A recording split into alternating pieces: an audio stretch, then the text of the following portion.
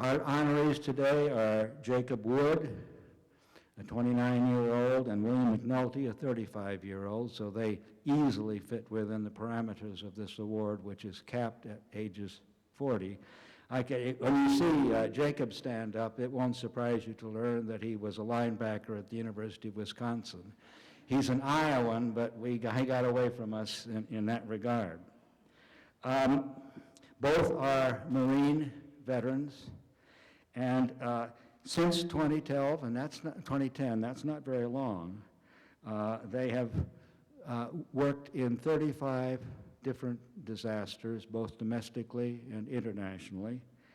They have deployed over 800 veterans in this service. They have 7,500 in their data bank, and they told us again on Friday how much social media and the rapid communication that we have today is key to their work and their organization of the veterans. They're hoping to build to a cadre of about 10,000 veterans. So what they're doing is serving the world in its most dire need, and also in the process giving great meaning to the lives of veterans. So it is with a sense of honor and humility that I ask President Kington to come forward and award the Grinnell Prize to Jacob Wood and William McNulty.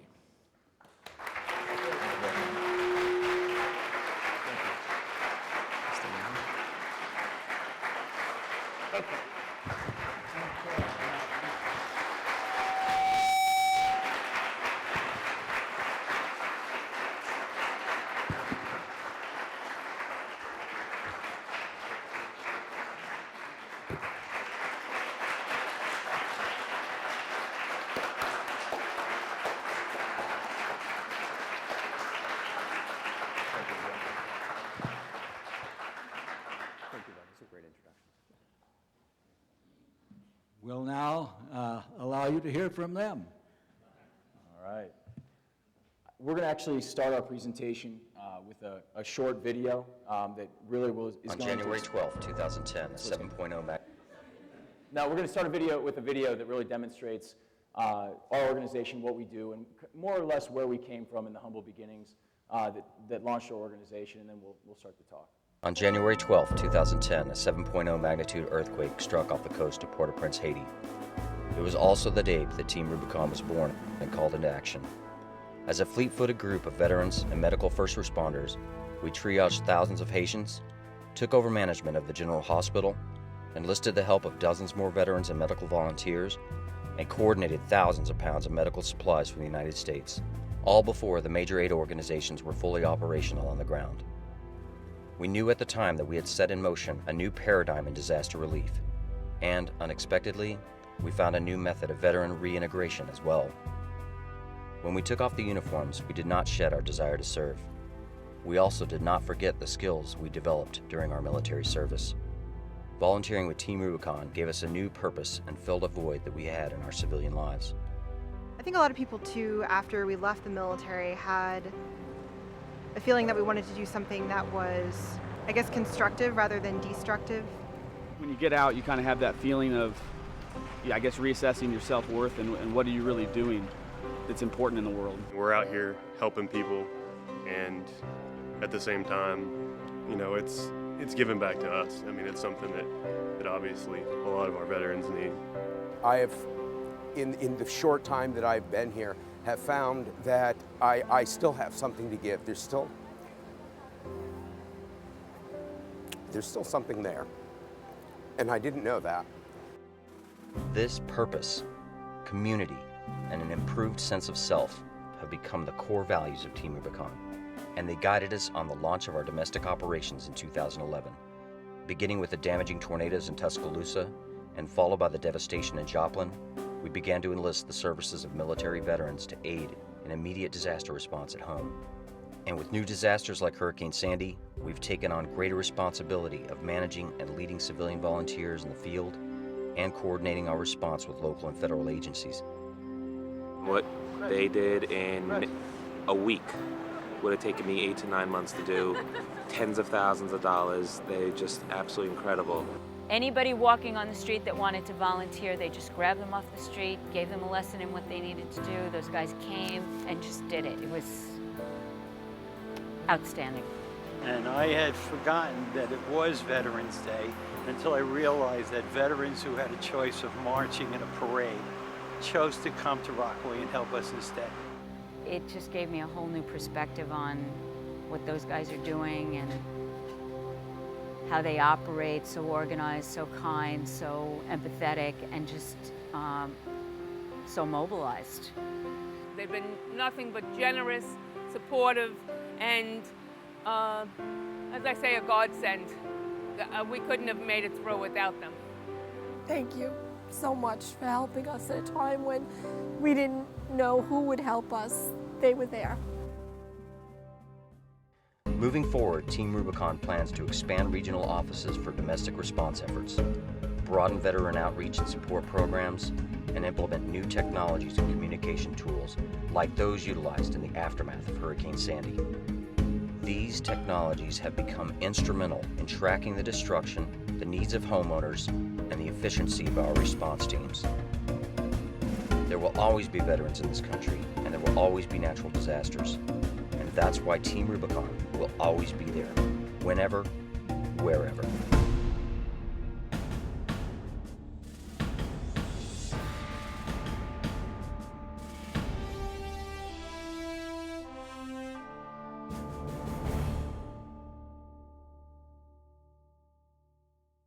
So I would like to kind of take everybody back to January 2010.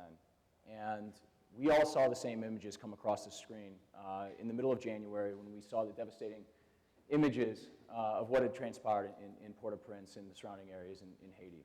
I think many of us all thought the same thing. What can I do to help? I mean, certainly this was possibly the most devastating natural disaster that had happened in recent memory. And anybody with any sense of human compassion thought to themselves, what can I do? What can I do to help? And the majority of the American population, and the populations around the world, they texted $10 at a time. They gave incredible amounts of money to organizations the world over. Literally billions of dollars were pouring in from both nations and individuals. But there were some people, including a lot of NGOs and the United States military, that decided that they needed to get boots on the ground. And as I sat there and I looked at these images, I thought to myself, this all looks really familiar to me. In early 2010, I was only 3 years removed from the Marine Corps. And now this isn't me, this is William. But I spent 4 years in the United States Marine Corps, and I deployed to places all around the globe, to include a tour in 2007 to Iraq's Anbar province, and a second tour as a scout sniper in 2008 to the Helmand Valley of Afghanistan. And so when I saw the images coming across the screen out of Port-au-Prince, I thought to myself, this is no worse than Fallujah, this is no worse than Baghdad, this is no worse than Kabul, Afghanistan.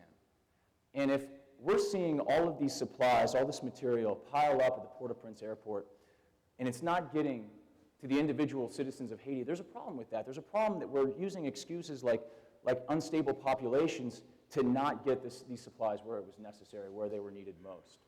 And so William and I thought to ourselves, we need to get down there. We can use the skills that we learned in the military, skills like leadership, skills like risk assessment and emergency medicine, and we can go out and we can have a real impact. And so we called a number of organizations, and they all said the same thing. We're not taking spontaneous volunteers.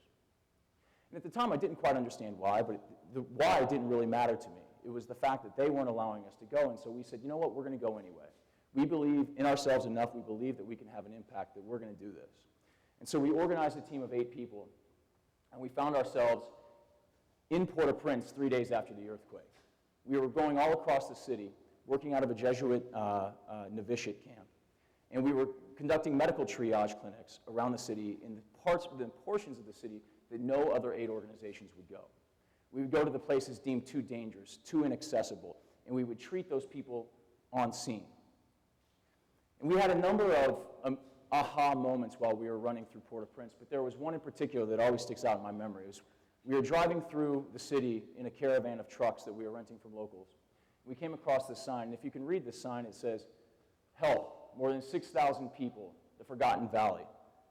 And And we saw this and we stopped and we pulled our cars over to the side of the road and we got out, and sure enough, we looked down into the valley and we saw that the steep valley walls had cascaded down in an avalanche of cinder blocks and corrugated tin roofing and human bodies and settled down at the very bottom of the valley.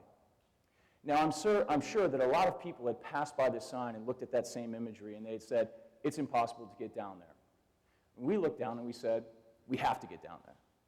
So we put our packs on our backs and we got out our ropes and we found our way to the bottom of this valley and we treated the people at the bottom. Now, it wasn't quite 6,000. They had a habit of overestimating. It was more like maybe 150. But regardless, these people had not seen any medical care, and we're talking 9 days after the earthquake. It was at this moment when we kind of thought to ourselves, veterans are really good at this. This is what we can do. We can have an impact here. We've spent, at this time, 10 years in combat zones in Iraq and Afghanistan perfecting small unit leadership, emergency medicine, teamwork, how to follow orders, how to issue orders, how to assess risk, how to mitigate risk. And that's all that this is. And so, whereas we went down to Port-au-Prince initially with no expectation of starting an NGO or starting a nonprofit organization, we left Haiti with the realization that if we started one, we could actually make a tremendous difference in the world. And what we decided to do is we realized that we had two problems. The first problem was inadequate disaster response. Haiti proved that it was really easy to get supplies and equipment and material to Haiti. It was really hard to get it to Haitians. Okay, it was slow, it was ineffective, it's outdated. It doesn't use the best technology, and we saw that it wasn't using the best human resources. And the second problem we came across was inadequate veteran reintegration. And that might be something that you've only read of on the front page of the New York Times or the Washington Post, but there's a huge problem that we're experiencing in this nation as 2.5 to 3 million veterans are coming home from wars in Iraq and Afghanistan after repeated deployments to a combat zone that is fragmented and in 360 degrees around you at all times, where driving down the road no longer feels normal because you're an explosion away from losing your legs. We have a serious problem bringing those troops back and reintegrating them into civilian life. And that's manifesting itself in a number of different ways. Veterans have higher unemployment rates. Veterans are suffering from things like post-traumatic stress. Perhaps the most damning statistic that we have is that 22 military veterans a day are committing suicide. So we said, okay, we have this problem, but perhaps we don't have two problems here, perhaps we have two solutions. Disasters offer an opportunity for service for our military veterans. And veterans offer skills and services and experiences that can have a tremendous impact on disaster response. And so what we did was we continued to explore this model. And shortly thereafter, we went to the tsunami in Chile. We went to Burma to train medics on the Thai-Burma border. We went to Pakistan after the devastating floods in 2010, and South Sudan in early 2011. And we were conducting and perfecting and refining this model of using military veterans to improve disaster response. But our organization hit a major roadblock, a major tragedy in early 2011. This is Clay Hunt. Clay was one of the founding members of Team Rubicon. He was with us in Port-au-Prince, Haiti. He went with us to Chile after the tsunami there. Clay was also one of my best friends. You see, Clay and I served in the Marine Corps together. We were in the same platoon when we deployed to Iraq, where Clay was wounded by enemy gunfire, and we went through sniper school together where he was my partner, and we deployed in the same sniper section to Afghanistan. Clay was a national advocate for veteran reintegration. He participated in Team Rubicon, the Iraq and Afghanistan Veterans of America. He lobbied Congress. He worked through Ride to Recovery and the Mission Continues and all these other organizations that were working on bringing veterans home. He did a public service announcement about how to go and find mental help when you needed it. Clay committed suicide in March 2011. And that was a tragedy for our organization. It was a personal tragedy for me and many others. And when the dust settled from Clay's suicide, we realized that we were at an inflection point in the organization. Whereas originally, we saw ourselves as a disaster response organization that was using veteran service, we realized that disasters is just what we were doing. Our real passion was the veterans. And after Clay's suicide, we saw ourselves now as a veteran service organization that was using disasters as an opportunity to continue service. And that might seem like a very subtle shift, but it had a profound impact on our organization. And so moving on after Clay's memorial service, we launched our domestic program, and you saw that in the video. We were provided with an opportunity almost within a month of his funeral service when the tornadoes hit Tuscaloosa, Alabama. We deployed a team of military veterans into Tuscaloosa, and the impact was profound. It allowed us to get more veterans involved more often, and these men and women were coming together, and you could see the bonds that were forming. You could see this idealism of common service and the opportunity of finding a new mission and finding a new community and feeling like yourself again was exactly what these men and women needed. And we really have boiled it down to three things. The first thing is purpose. Imagine you're an 18-year-old boy and you graduate from high school. You join the Army. The Army gives you a rifle, they train you up, and they send you to Iraq. And every day you leave the wire, you have a purpose. You're fighting for your country, you're leading a team of 13 men on a squad, on a patrol, and you're responsible for them. You have a mission, you have a purpose. You come home, you get out of the Army, you go back to Omaha, Nebraska, wherever you're from originally. Maybe you get a job, maybe you go to school, maybe you have a family, but there's a little hole inside there that just really can't be filled by anything in civilian life. You lack that sense of purpose. We can provide that. Community. Imagine that same 18-year-old boy graduates from high school, he joins the Army gives him a rifle, ships him off to Iraq, and every day for 12 months, he has the same band of brothers around him. And he looks them all in the eye before he leaves the wire, and he knows that they're all responsible for each other. And he knows that each one of them will die for him and he'll die for them. And that 18-year-old boy comes back, he's now 21, he gets out of the Army, he goes back to Omaha. His high school friends have moved on. Now what? Maybe he's got some coworkers, maybe there's some students at the college he's going to, but it's not the same. It doesn't really replace it. But we might be able to do that. We might be able to provide that community through continued service for that veteran. The last one's self-worth. Got that same 18-year-old boy, graduates high school. Army gives him a rifle, sends him to Iraq. He wears a uniform with pride. He comes home, they pin a medal on his chest. Everybody slaps him on the back and shakes his hand, says, "Thank you for your service. You're a hero." He takes that uniform off. He gets a job. Now he's just Joe.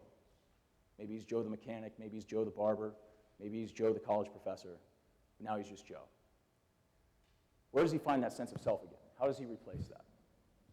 Well, I think that we can do that. I think we can give that person a uniform again. I think we can give them an opportunity to serve, an opportunity to be a part of the fabric of the community, once again, be a part of a team, and have a new mission. For us, that mission is disaster response. So the first inflection point of the organization, as Jake talked about, was Clay's suicide. That caused us to shift the focus from the disaster victim to the veteran to give him those three things: purpose, community, and self-worth. The second inflection point of the organization was Hurricane Sandy, the reason why we couldn't be here in November to accept the prize. Hurricane Sandy was an inflection point because it actually changed our model. So while in the past we would deploy these very small 8 to 10 man teams, as many as possible, to bridge that gap in an interim period between a natural disaster and conventional large-scale aid response. Well, when Hurricane Sandy happened and we established ourselves at this forward operating base in the Rockaways, during the week, hundreds, and during the weekend, thousands of civilians, spontaneous unaffiliated volunteers, we call them SUVs, showed up and asked to be involved in our mission. And so we took a look at our model of that 8 to 10 man team of military veterans, and we said, you know what, that's 8 to 10 potential leaders. And so we broke down those teams, and we took 1 to 2 military veterans, and we attached 20 to 40 civilians. We gave them the personal protective equipment, the safety brief, the work orders, and those teams, led by veterans, went out in town, and those civilians, or SUVs, became force multipliers. So while we deployed over 300, we managed over 10,000 civilians who showed up at the Rockaways offering to help. Well, the missions, the type of work that we conducted was actually not dissimilar to what we had done in the past. Initially, search and rescue route clearance, debris removal, home mucking. These are things we all had done before. We just were able to do it a whole lot more by adding those civilians to our operations. We conducted over 900 work orders, saving the community almost $4 million. The level of support that we received during Hurricane Sandy was unprecedented as well for our missions. Goldman Sachs gave us $250,000 to finance our operations. Home Depot, JetBlue, provided over 150 free round-trip flights. All of our equipment was provided by our partnership with the Home Depot Foundation. But perhaps most impressive was the incorporation of a particular piece of technology that I had used when I left the intelligence community, or when I was serving in the intelligence community. And this is my background. After the Marine Corps, I served as a civilian at the Defense Intelligence Agency, at the Undersecretary of Defense for Intelligence, and with the Department of Treasury. One of the programs, software programs we used to discover latent connections between terrorists and IED explosions was called Palantir. Now, Palantir came to us before the response, and they said, hey, we think we can help you. We think we can help you manage your workflow. And so they deployed with us. And we didn't know how this was going to work out because we hadn't worked with Palantir before Sandy. So we were literally making this up on the fly. But we used it to manage our workflow. So what we did was we took all the work orders that we were taking, and this was pen and paper, and Palantir ingested that information. And they displayed it on a map. And we looked for clusters of activity on that map, and we assigned work orders according to those clusters of activity. It was truly revolutionized our process, and today President Clinton is trying to take this software program that's now being used for disaster response that was once used for catching terrorists for disaster response. Now, let's go back to Clay. When we showed up at Clay's funeral, there were 3 Marines who were living near him that didn't know that he had recently moved to Houston. Those 3 Marines that actually served with Clay. And so it got us to thinking, how do we solve this problem of veteran reintegration? Right? Military units are piecemeal together, and they come, they work together in the military, but when they leave the service, they go back home, and they lose that connection, they lose that camaraderie, they lose that esprit de corps. Well, at Team Rubicon, we're trying to solve that through continued service. Continued service is our way of building community. But when we showed up to Clay's funeral, we were just surprised that there were 3 Marines who he had served with that lived within 10 miles of him, but Clay didn't know it. So in fact, he had community. And so we developed and just launched a program called POSREP. And POSREP is designed to maintain that community. So imagine if Clay had been using this program, this app that's now available. If he could take all those Marines that he had served with and put them in what's called a squad on this app, he would have received a push notification when he came within a set distance of him. So this is our way of using technology to help solve the problem of veteran reintegration and how to maintain community in this post-9/11 world. So Jake and I are members of the American Legion. I served in Iraq as a civilian, so I'm not actually allowed to be a member of the VFW, but Jake is, and he is a member of the VFW as well. But the larger problem is our generation is not embracing the American Legion and the VFW. So that's why we came up with this model based on continued service. So I want to give you guys a quick brief about why we chose Team Rubicon to close out this presentation as well as end on a very upbeat video about our work in Hurricane Sandy. So first, the logo. The reason that we chose the logo is because if you think of the current model of or the current symbol of the medic being the Red Cross, turned on its side because the current model of disaster relief needs improvement, and broken open to represent the River Rubicon. Now, Team Rubicon, the name is important because the Rubicon, which is a term used by journalists to mean you're past the point of no return, harks back to the small river in northeastern Italy called the Rubicon that when Caesar crossed it was considered an act of war. Well, our point of no return was the Arbonite River, separating the Dominican Republic and Haiti on our very first mission. And at that point, when we crossed that river, we were delivering these doctors and supplies to Port-au-Prince. We weren't turning back and going back to the Dominican Republic. That was our point of no return. And team, because of the small units, the small teams that we worked with in the Marine Corps and Special Operations community, hence the name Team Rubicon. Now, to finish our presentation, we're going to show a short video about our response to Sandy.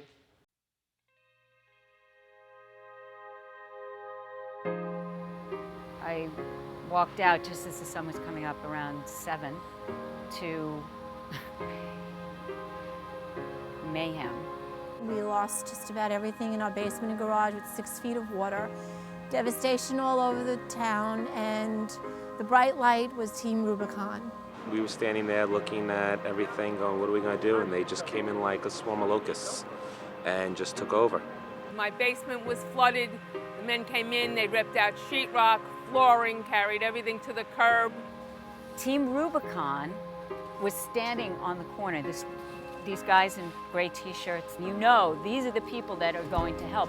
From day one, they've been here with us every day, helping, shoveling, digging, offering support, a shoulder to cry on, supplies, food, anything that we've needed. Volunteers came over and helped us take out all the trash, our belongings, our personal items.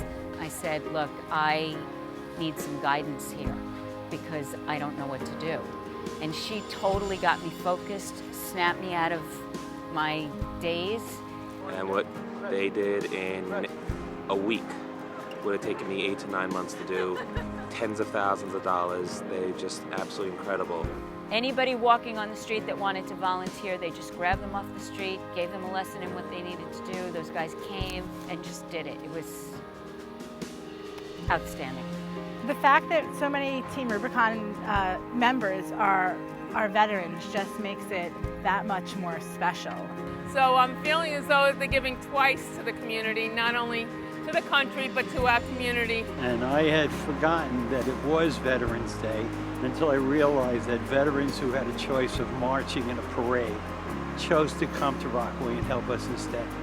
It just gave me a whole new perspective on what those guys are doing and how they operate, so organized, so kind, so empathetic, and just so mobilized.